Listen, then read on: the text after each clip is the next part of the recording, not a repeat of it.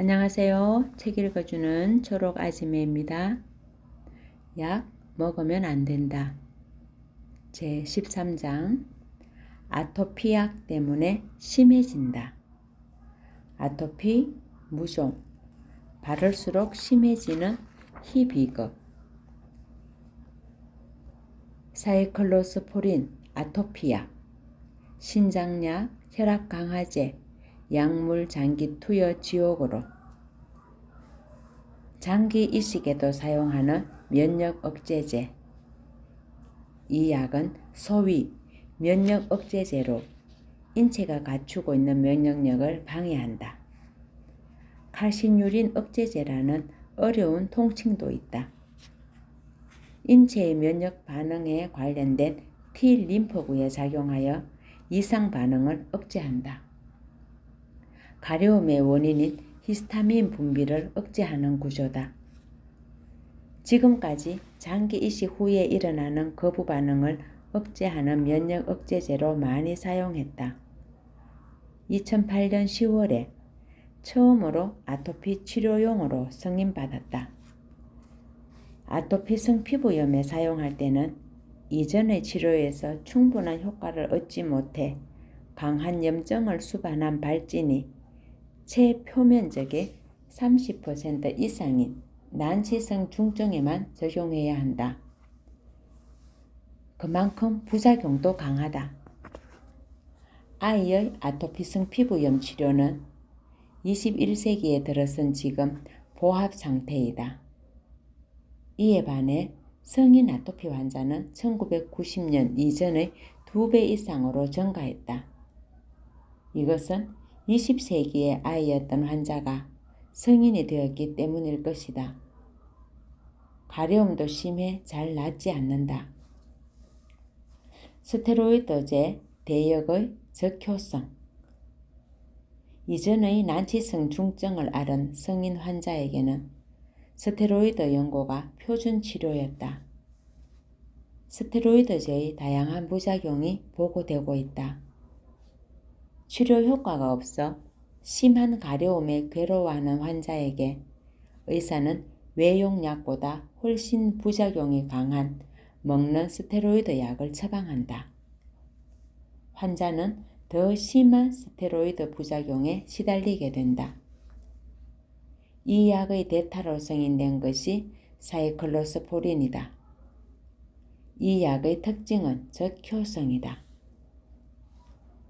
34세인 R씨는 스테로이드 외용약으로도 아토피성 피부염을 치료하지 못했고 다른 외용약도 소용없었다. 주치의의 권유로 사용했더니 다음 날은 가려움이 가벼워져 약 2주 사이에 습진의 범위가 절반 이하로 줄었다.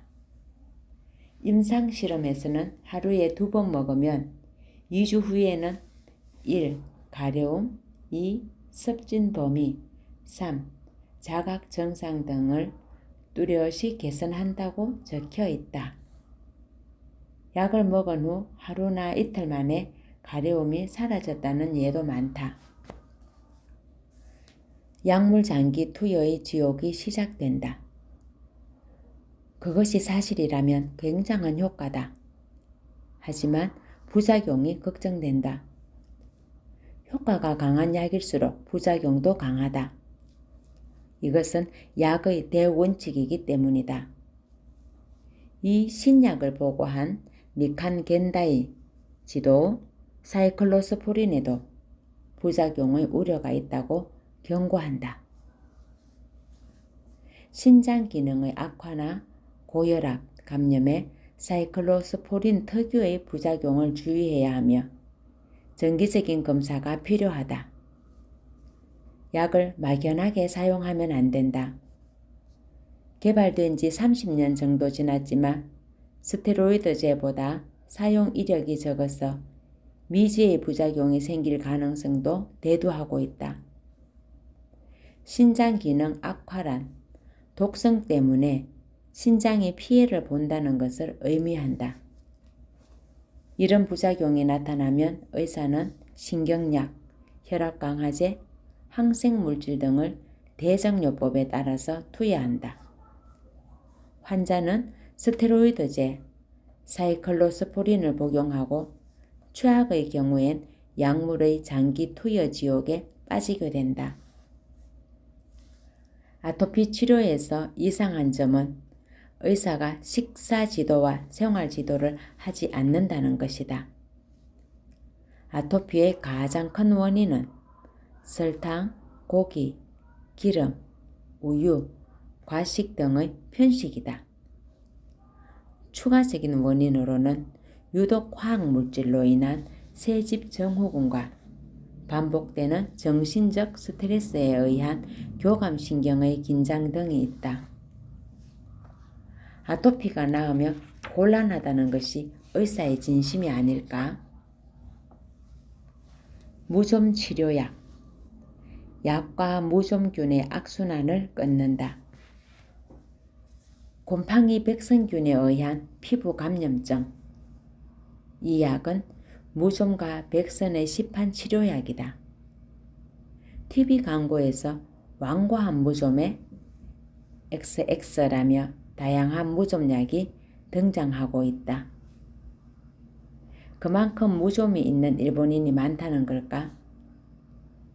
그런 무좀약 중 하나다.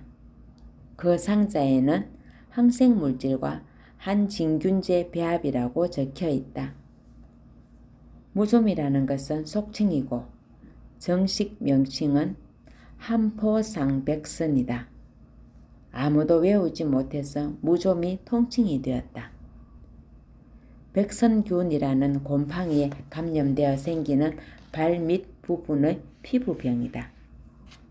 이 균은 발가락 밑이나 사이, 발바닥의 장심 등에 나타난다.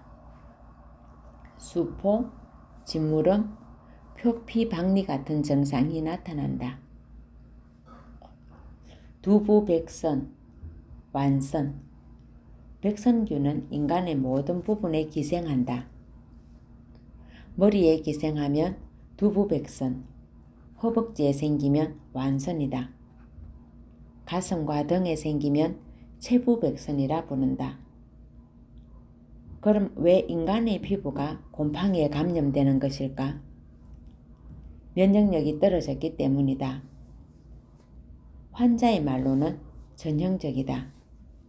맹독 항암제나 강력한 방사선 치료는 암세포를 죽일 수 없지만 조혈 기능을 파괴하여 면역세포를 섬멸한다. 면역세포는 체내를 돌다가 암세포나 곰팡이 등을 발견하는 대로 죽여왔다. 그러나 면역세포가 엉망인 암치료 때문에 파괴되어서 암세포뿐만 아니라 곰팡이가 몸 안에서 크게 번식한다. 이렇게 암 환자는 곰팡이 투성이가 되어 죽어간다. 면역력 저하가 가장 큰 원인.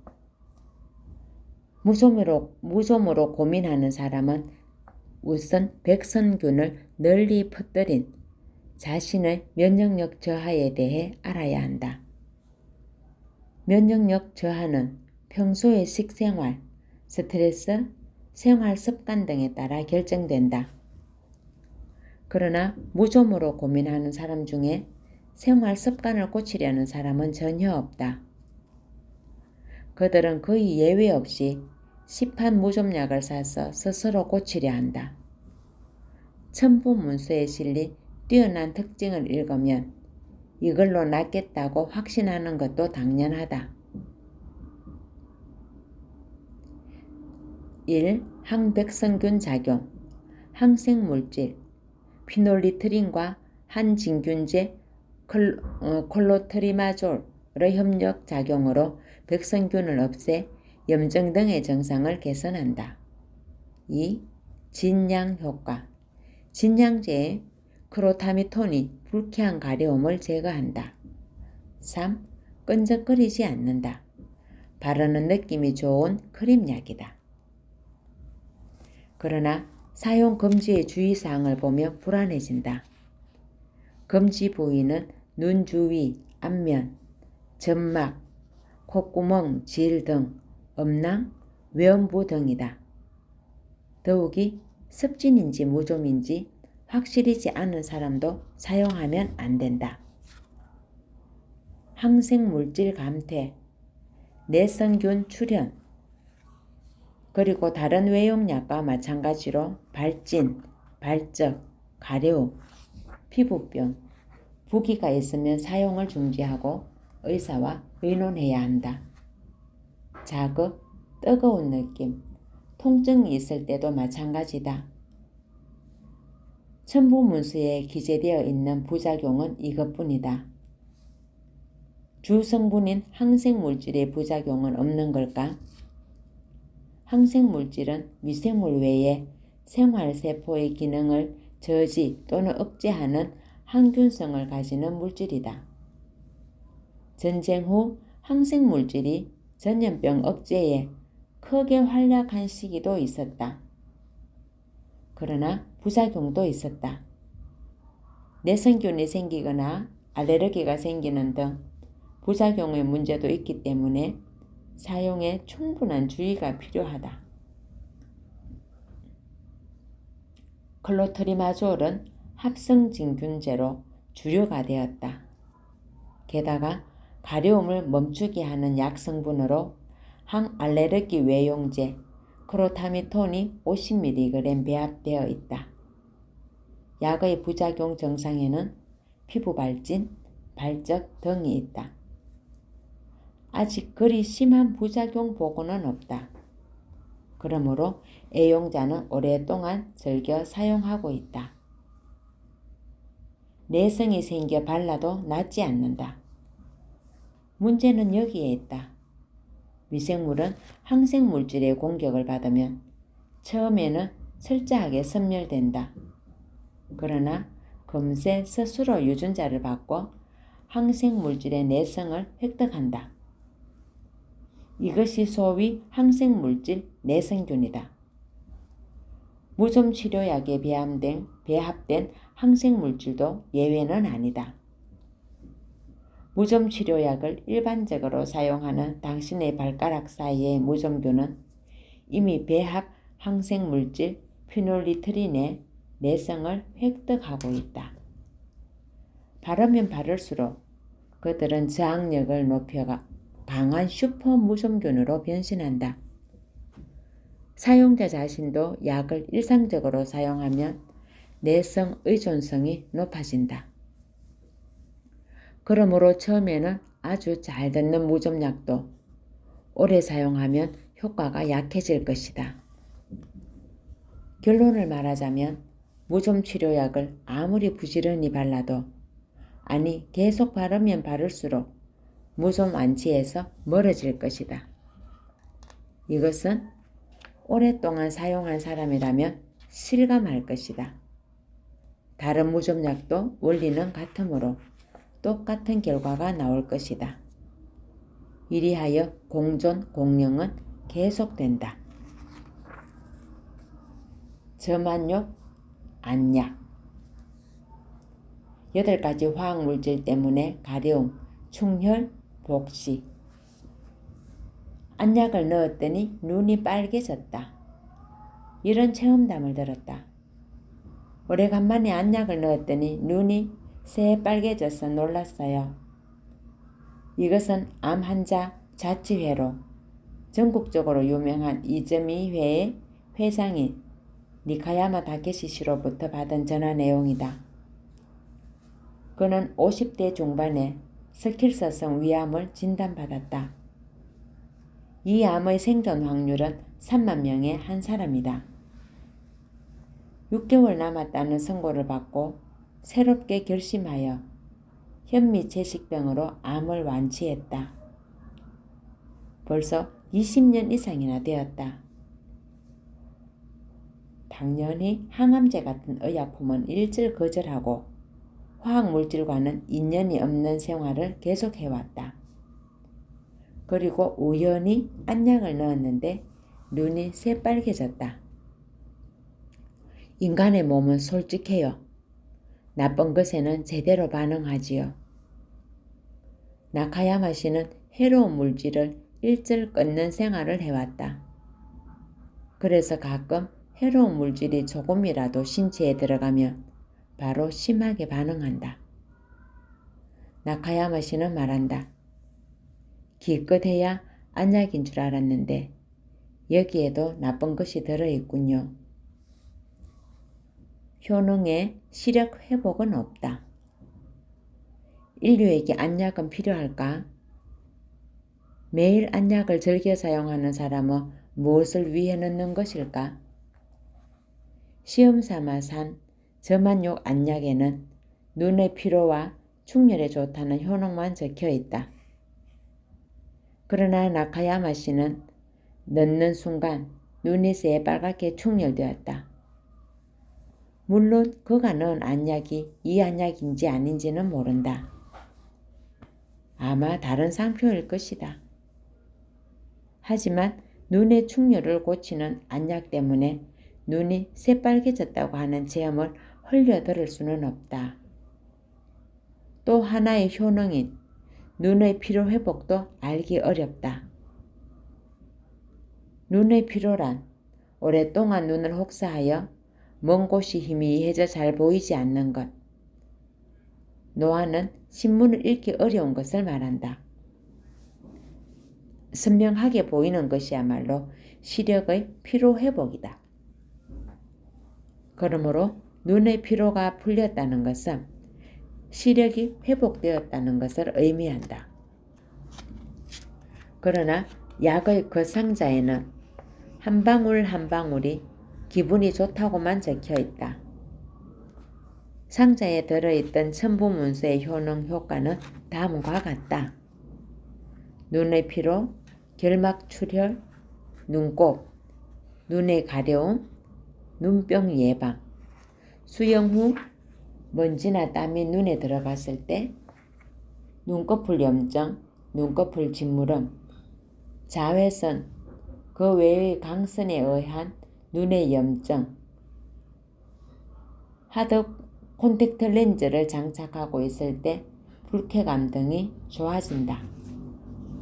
어디에도 시력 회복이라는 내용은 없다. 실망이다.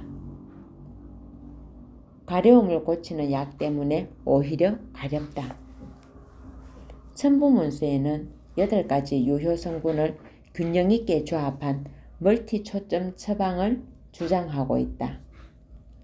8가지 유효 성분이 일상에서 자주 일어나는 눈의 다양한 증상을 완화한다. 8가지 약 성분을 확인할 수 있다. 용법은 1회 2-3방울, 1일 5에서 6회 눈에 넣어주세요 라고 적혀 있다. 생각해보면 부지런히 눈에 넣는 사람을 본 적이 있다.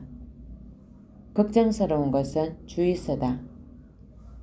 지나치게 사용하면 이상한 눈부심을 느끼거나 오히려 충혈될 수 있으므로 용법, 용량의 엄수를 주의하고 있다.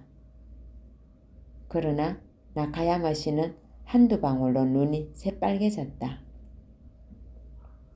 눈의 표면은 각막이고 눈꺼풀의 뒤는 점막이다. 모두 화학물질을 흡수하기 쉽다. 예를 들면 성분의 하나인 말레인산 클로로페라민은 항히스타민제로 눈의 가려움을 없앤다고 적혀 있다. 이 성분의 정체는 알레르기 증상을 일으키는 화학 전달 물질 히스타민의 작용을 억제하고 가려움, 염증을 완화하는 약이다. 부작용으로 과민 증상이나 가려움 등의 알레르기 증상을 일으킨다. 가려움을 치료하는 약 때문에 오히려 가려움이 발생한다. 정말 기가 막힌다. 안약 때문에 사물이 이중으로 보인다.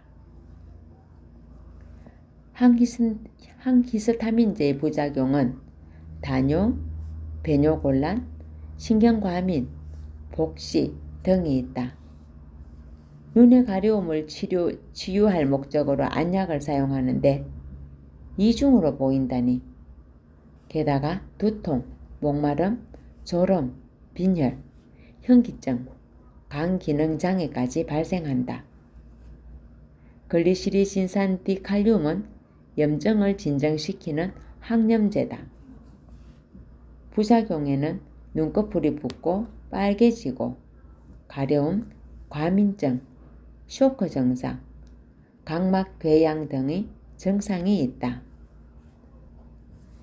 8가지 유효 성분 중 2가지만 점검했는데도 이처럼 많은 부작용이 있다. 다른 성분의 부작용도 쉽게 상상할 수 있을 것이다. 멀티 처방이 예상과 어긋난 것 같다. 배합 화학 물질은 살아있는 몸에는 이물질이거나 자극 성분이라서 이러한 생체 반응이 생기는 것이 자연스럽다. 가차없는 표현이지만 시판 안약의 정체는 독의 액기스였다. 약물 중독이 걱정되지만 내성, 의존성 때문에 눈에 넣는 것을 그만둘 수 없다. 이것이 제약회사가 노리는 바가 아닐까? 감사합니다.